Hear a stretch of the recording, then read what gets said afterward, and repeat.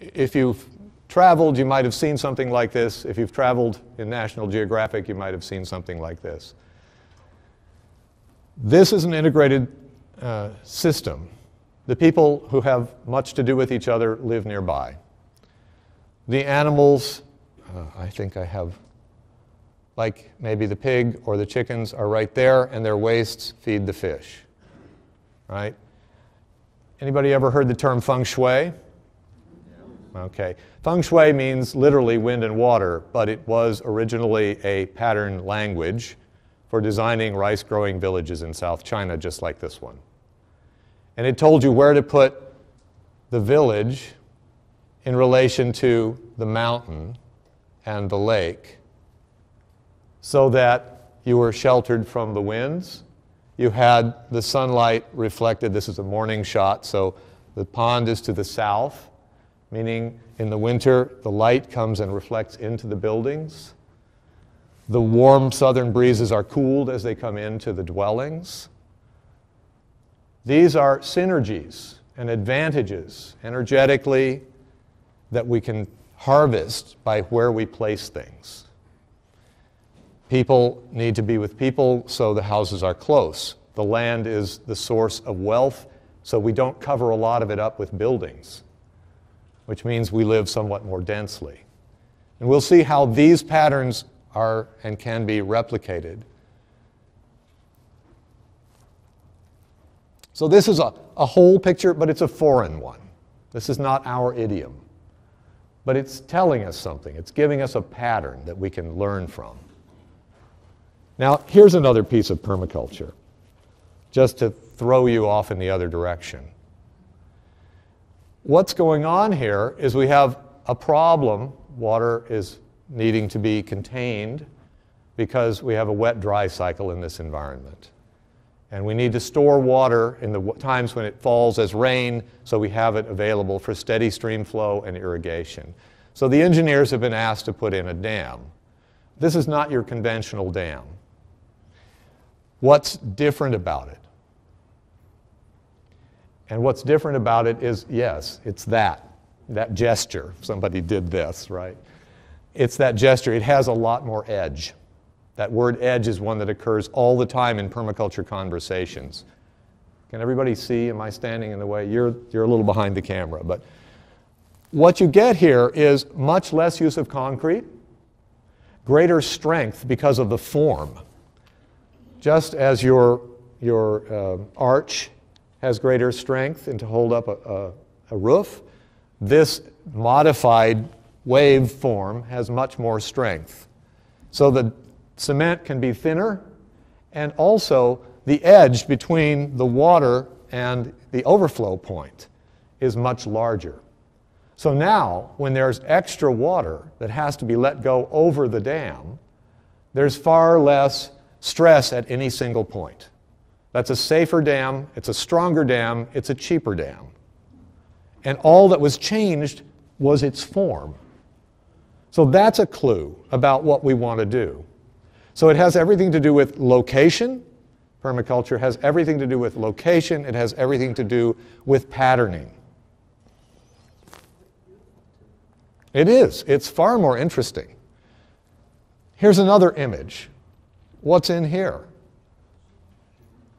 A farmer, a woman farmer.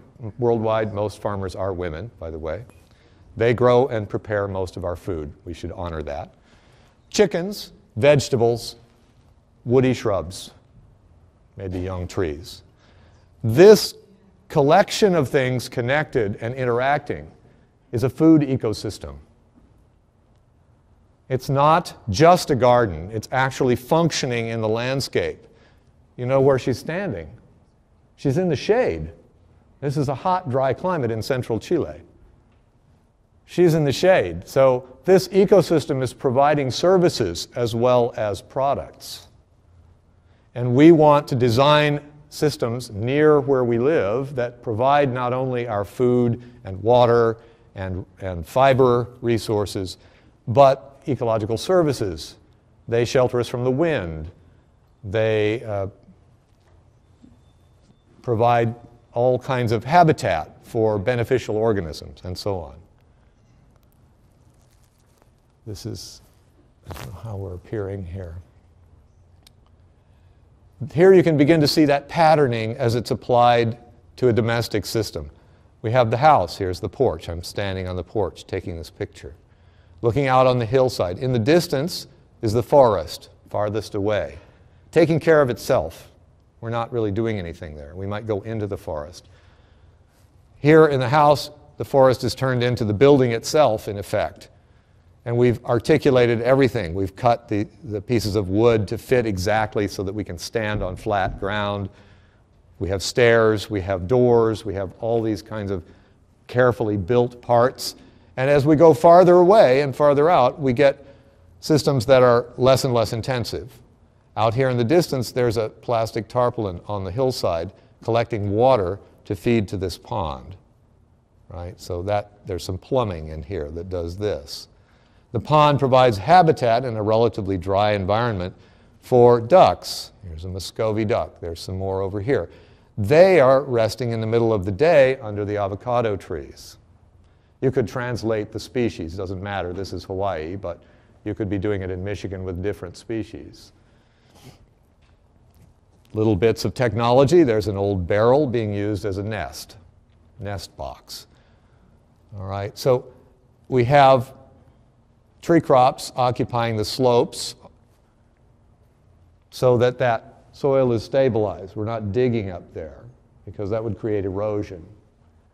Patterning is following what in permaculture we talk about as zones. Zone 0 is the house. Zone 5 is the wildland, the woods, the forest, the coast. And in between 1, 2, 3, 4 are zones of less and less intense cultivation, so that most of our energy is going into the garden and the small animals here in 1, and some tree crops and larger garden areas in 2, and then cash crop. The cash crop here would be avocados, and that's zone 3. And then there might be some of zone 4, which is perhaps we're growing some timber crop, or we'll have some nuts or something back out in the distance. It's on the Big Island, on the Kona side, down south, ocean view. Any of you who have ever traveled on the Big Island? It's a huge 11,000-acre subdivision on the slopes of Mauna Loa. This is where I lived for a while and did some work. We're back on the mainland. This is in California now. So these examples come from all over, and I do that deliberately because permaculture works in lots of places and it's different everywhere. So here, even though this wasn't called permaculture, it's doing something that permaculture advocates. This is a house oriented so that the roofs can gather sunlight and the walls to the west don't have very many windows. And surrounding the housing in this ordinary or not so ordinary subdivision in Davis, California, is an edible landscape. Grapes, apples, citrus, peaches, almonds, figs. It's a great climate for growing tree fruits because everything flourishes in that subtropical environment. They are producing tons of food just by having food plants in the yard. They don't have to get out and cultivate the garden. They just send the kids out to harvest this stuff, and the kids set it up in food stands. So we can have our subdivision, our housing, and we can have much of our food need met too, just by choosing to put things together. If you think back a few slides, we had the Chinese huddled together. Here we have the Norwegians huddled together. And they do it because it's cold and they like to be social like everybody else, so they can pad down the hall to their neighbor's apartment in the middle of winter. And all the heat which is generated here rises and warms everybody else up the hill. And as you notice, this is a steep and rocky landscape with very little flat ground, so they're using the little bits of usable space extremely well. Well, take it as a model. In all the known universe, we have very little habitable space on planet Earth, and we ought to be far more conservative about what we do with it. So that where we build and cover up ground that could be doing photosynthesis, we need to make sure we take the best advantage of it. Not every region of the world will need to have houses right on top of each other. But where the population density is that high, then we need to be more careful. That allows us to keep a lot more space green and open for other things. We can go to the most densely settled areas and we can still bring in a change, a positive change. We can grow rooftop gardens even in the city. We have a lot of, this is basically a desert environment with a lot of stone outcrops. So we can use the vertical spaces and we can use the rooftops to grow things, even in cities. And we can make them greener, cooler, more moderate, more pleasant, safer. When people are around growing plants, they're less stressed, they commit fewer crimes, they're nicer to each other. What city is that? I think that's New York. We can let our houses be entirely covered with vegetation. This is a living roof. You can see the building, the entrance, there's the chimney there, but all the space that would be occupied by the building is now put back into plants. Cooling, insulating, capturing carbon out of the atmosphere. They could be food plants, many of them are. So they can also, we can eat the roof. Where was that? That's in Davis, California also, and now we're in New Zealand here, where you have a different form of a living roof. This is essentially turning the earth, these are unfired adobe blocks, into a building, lifting the soil up 10 feet in the air and keeping all the plants, but creating habitat for people. So we can do this in a lot of places in the world. We need to learn about all these systems. We need to spend some time studying them, experimenting with them, playing around with them, finding out how they really work. What does it take? How thick can you have your sod on the roof? How strong do the members have to be that hold it up? All the questions that go with sod roofs and green roofs, or our biotexture, putting trees on rooftops in New York. We need to do a lot of investigation, and we need to do it together. So we need to talk about these things. You and I are capable of this. We need to learn some of these things and then go out and do a lot of investigation. This is one of the benefits of a green roof. It cleans the rainwater for you. You can drink it. It slows it down on its way to the sewer and the river, too. So we don't need as large a set of pipes underground, so we can lower the tax cost of getting water out of the city. In fact, this is what many Central European cities have now mandated, Stuttgart, Copenhagen, other places, that all new buildings will have green roofs. So the water that falls on them doesn't all immediately run away. Some of it is held and released slowly, just as it would be in a natural setting.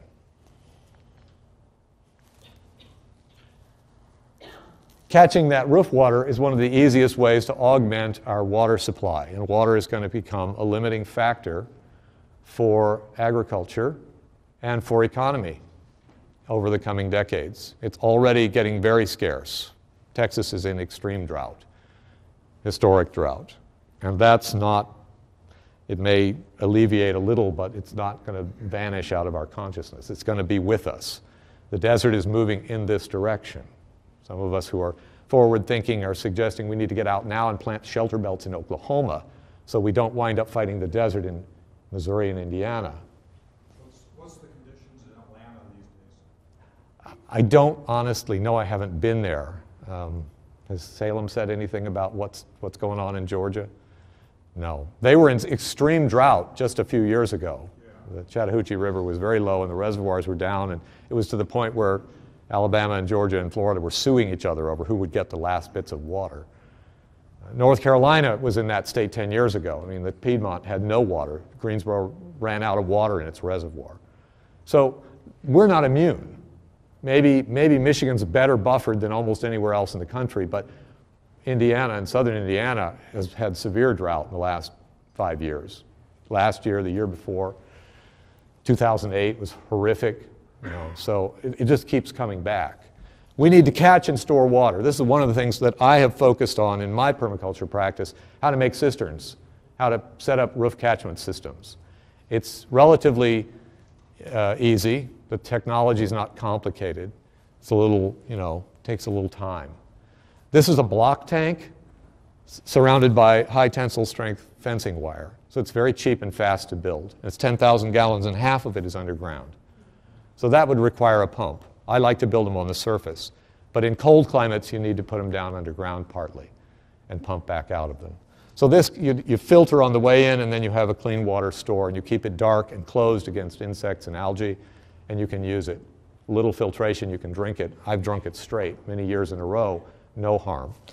This is something Australians do routinely because they have very dry environments.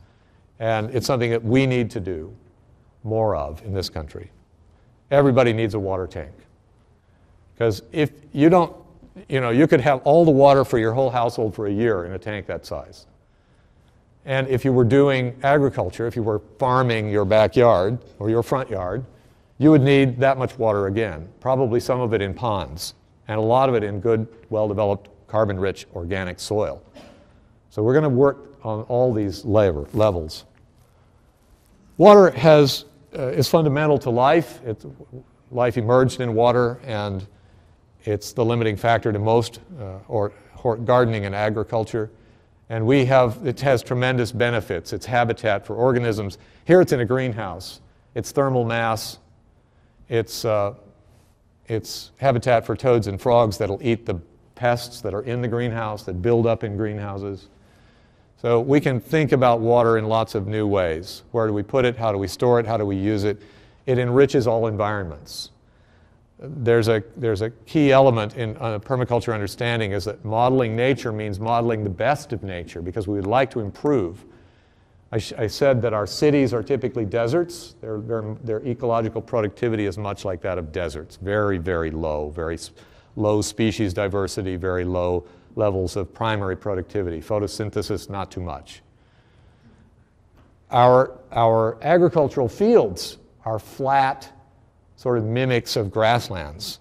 Not as good as the grasslands because they're annual and not perennial, so they're not there all the year. They're empty about 8 months of the year, and then 4 months of the year they have crop in them and do some photosynthesis. The prairie is far more productive, but even more productive than the prairie would be the woodland and the swamps and estuaries. So water-based ecosystems and tree-based ecosystems are the most productive kinds, and those are the ones we want to model. So we need to explore and discover how to grow food in forest-like conditions. Not in the forest so much, but in a modified example of the forest, a bit more open woodland-type canopy situation. Here in a dry environment, California again, the water is the place where all the life is congregated. So by putting even small amounts of water stored into our landscape, we can increase the biological activity. And there are all these advantages. It's a thermal mass, so all around it is protected from frost a little bit.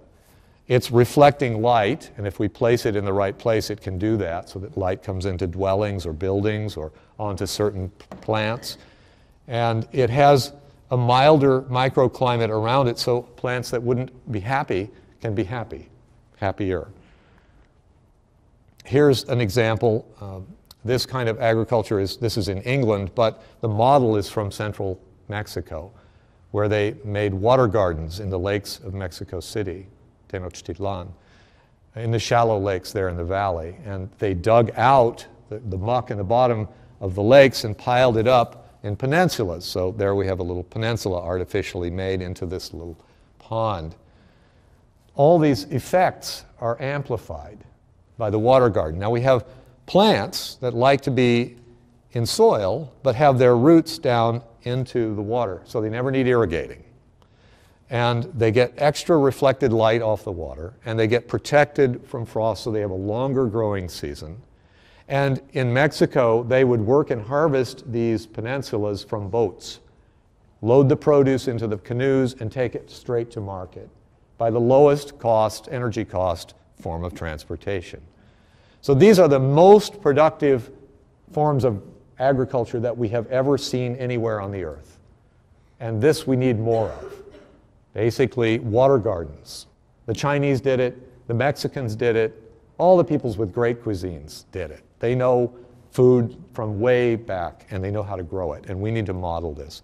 In Mexico, they would plant willows along the edge to retain the gardens, and then they would cut the willows and they would have cooking fuel, and the willows would regrow, and they could feed it to their animals, and they could lay it down on the gardens as mulch. And every time they needed more fertilizer, they'd just scoop it out of the bottom of the lake, which is down about 5 feet, and all the good stuff is down there.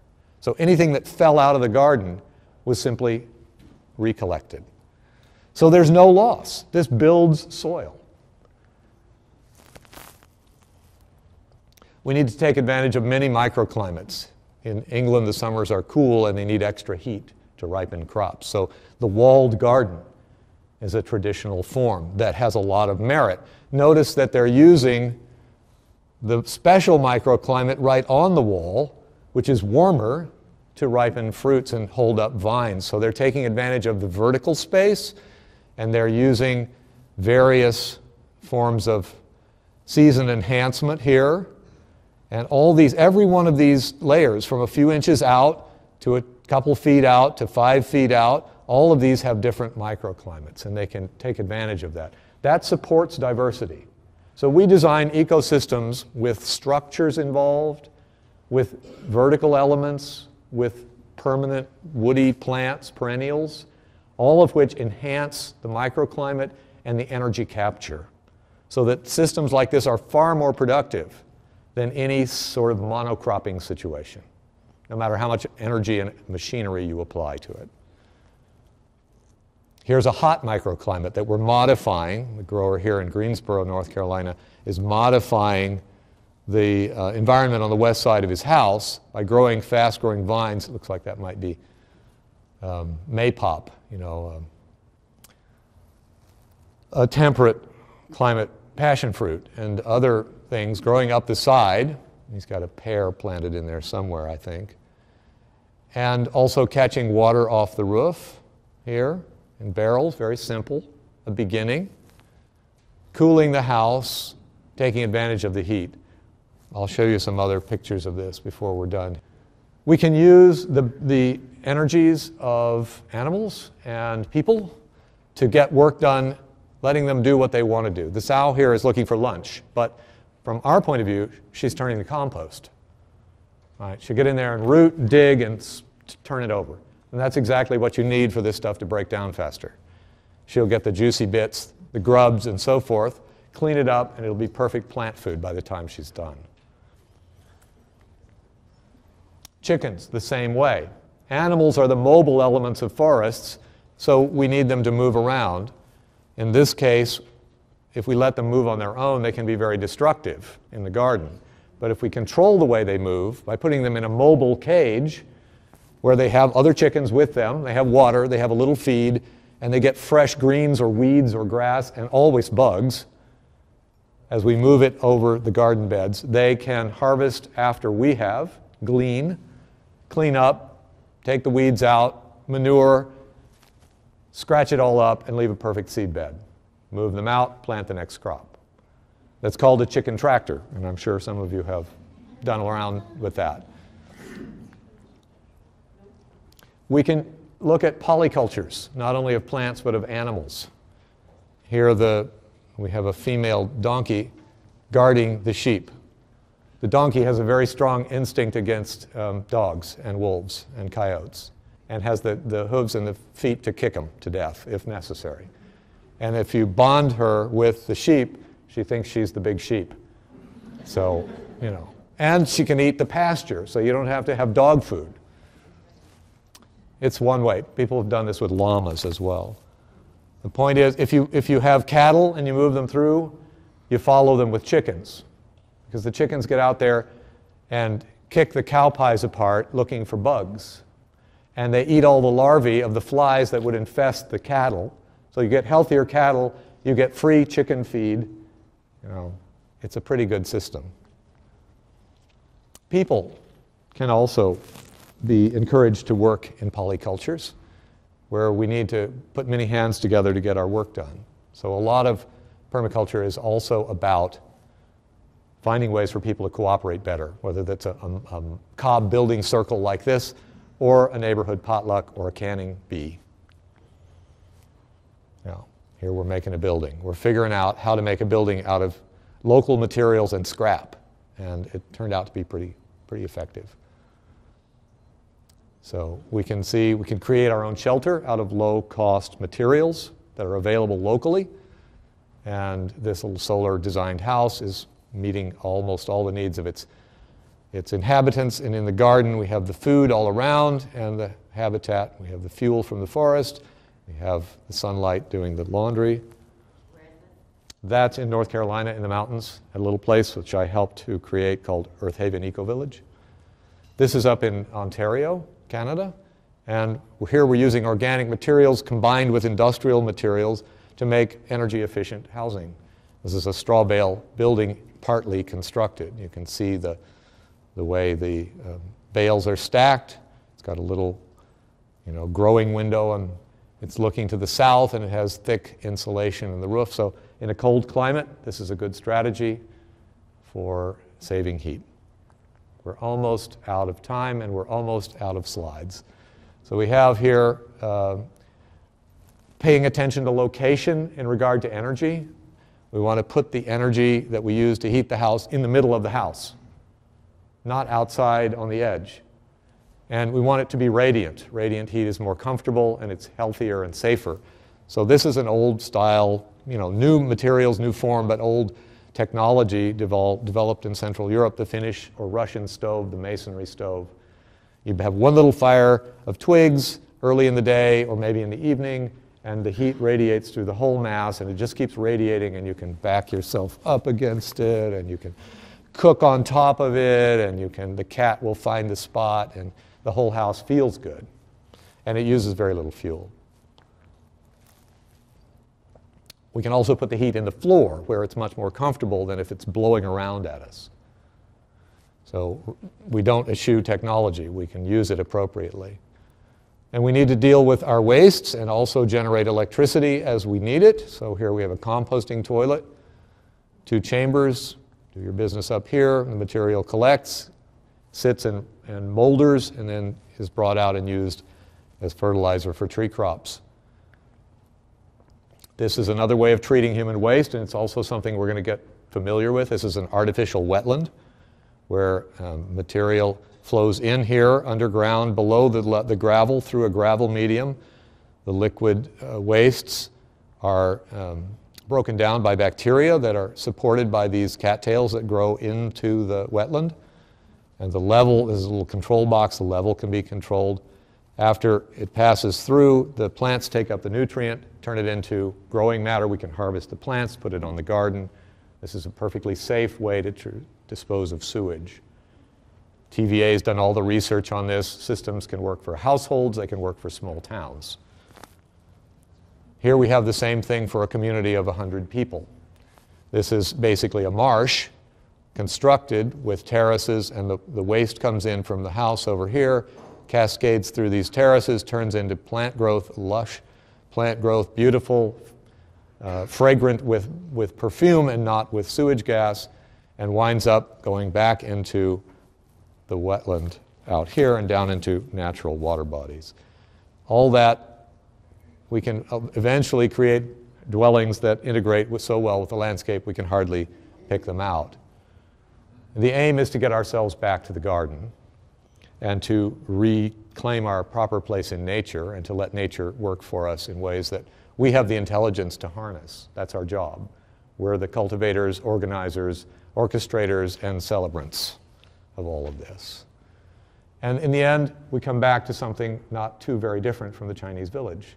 We have water, we have dwellings, we have people, we have trees, we have the mountains, all the elements in a new patterning that provides us a better way of life with much less energy use and a lower impact, where our food and our resources are coming from all around us, and we can see and have good relationships with that which actually supports us. So, thank you, and I will continue in about 20 minutes.